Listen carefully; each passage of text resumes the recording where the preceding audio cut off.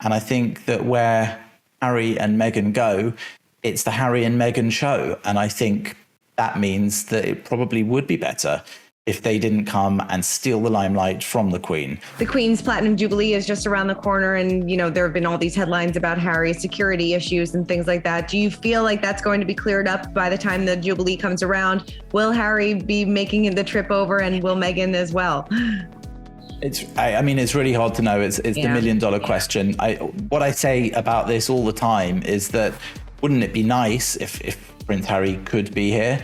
I do wonder if this argument over security and paying for the police to look after him and all those sorts of things is perhaps an excuse, and that maybe it's a way for him not to attend, but to pass the blame onto someone else. I don't know that for sure. I do think that if the police felt that he needed that sort of protection and security, they would give it. It's not being done in a spiteful way.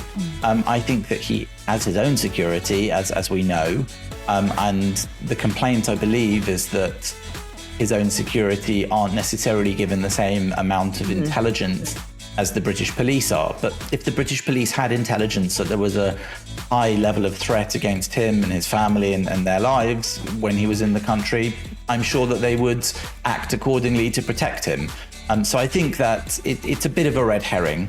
I don't personally imagine Meghan coming to the UK very easily. She may prove me wrong, but people here have such a low opinion of her, if not of both of them these days, that I think she'd be very brave to come back to the UK.